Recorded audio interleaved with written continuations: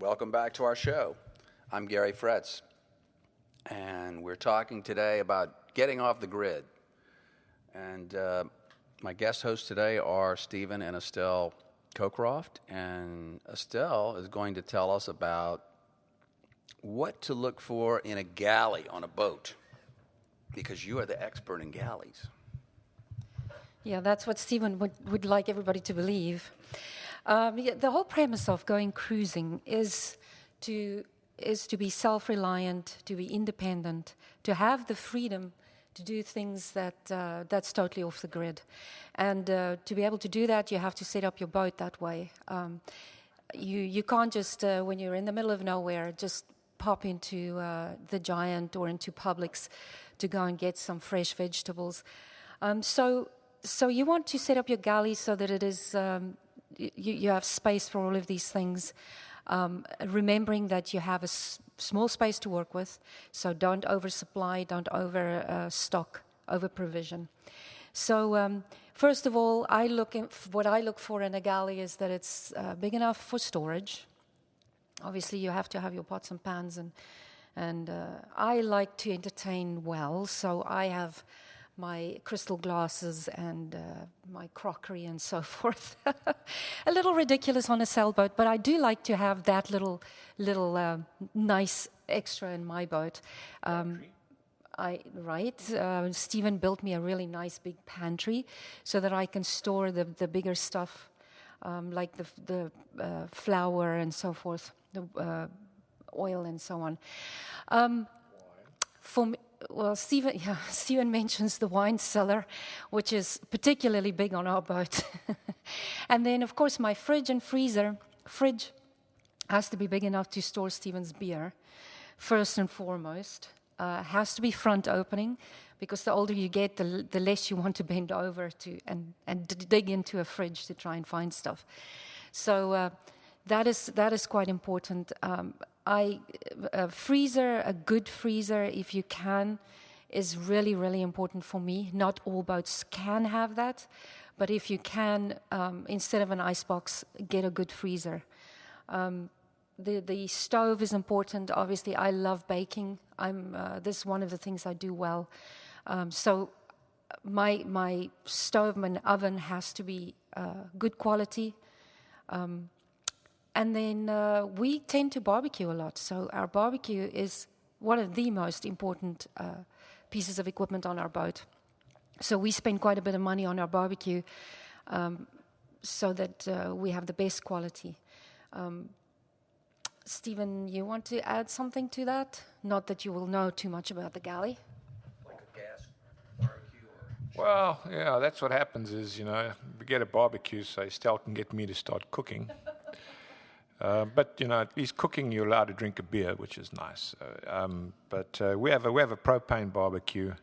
It's a little bit easier than carrying charcoal or going ashore and chopping trees down. A couple of things, though. The refrigeration systems, I recommend, should be 12 volt, so that you don't have to run any machinery to run them. You're getting free power through your solar panels, and that charges your batteries, which gives you free refrigeration. Or, of course, wind generator, Estelle's favorite. You get different systems where you get engine-driven refrigeration, etc. But that means you've got to burn diesel, and the whole object of the exercise is to be off the grid and to be as independent as possible. Another little trick we learned, this was in the Indian Ocean when we were cruising in the really, really sort of deserted places, is that we would carry our own flour and rice in bulk. And we discovered that it got really tasty and sort of got a meaty taste to it, because there was little things called weevils in it. So this Australian fellow explained to us that the best thing to do is to get some dry ice and put the dry ice into the drum. And then pour your rice, all the bags of rice in until it's full. And then you wait until that white smoke, the carbon dioxide, starts overflowing the lid. And then once it's all dissolved, what you then do is you put the lid on, and then you have now completely sealed your food, because nothing can survive without oxygen. So that was one little trick we learned, how to preserve foods for the the long period. Yeah, remembering, Stephen, though, that we were in the third world and things like Ziploc bags was just not available. And if you could get it, it was very expensive. Nowadays, it's a little different. You know, you can buy flour in 2 kilo or 2 pound bags, and you can Ziploc it very safely, and you won't have the problem with weevils, as the same thing with rice, etc. So we've come a long way. I used to make my own yogurt. We used to preserve cheese and cheesecloths in the bilges, deep in the bilges. Well, you know, again, today we don't need to do all those things since we have better refrigeration and bigger boats. But you know, if you cruise in the third world, those are the things that you have to learn. Things that I didn't even know existed at the time, like tinned butter. And, of course, that stuff turns rancid in no time. But you're really, really happy to have it. And then,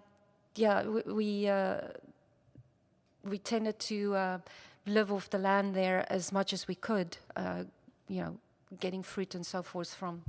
Oh, excuse me. Tell them about the chicken. You particularly like the chickens from Madagascar. Yeah, the first time I went to the market in Madagascar was quite a disaster for me. I was used to getting nice packaged meat in the refrigeration section in the supermarket. Well, not so much in Madagascar.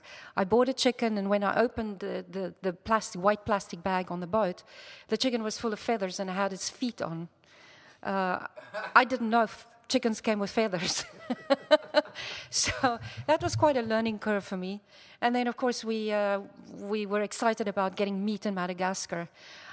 We went to the market at 4 o'clock as we were advised. We get there to witness the guy slaughtering the zebu meat, the zebu, and the blood running down the gutters and so on. It was quite an experience. But, you know, these things you get used to because you have to eat. So those were my experiences, Gary. Wow. Well, I'd like to add something about galleys. And, of course, our boat of choice is a catamaran because they really make the best liveaboards. And you can find them with either what we call galley up or galley down. And galley down would mean it's down in one of the hulls, and you're sort of away from the group. And some people like that version of layout because you can make a mess, and if you're having a party, it's not seen by everybody. But I actually prefer a galley up. I think Estelle does too. And that would be where you have the galley in the salon, and you usually have a counter that also serves as a breakfast bar where you have some stools, and it doubles as like a pub at night. So it makes a great party layout too when you have guests over. Well, that's about it for this segment. We'll be right back after this short break. You're listening to Yachts, the perfect escape vehicle, and only on the Overseas Radio Network. This is Gary Fretz.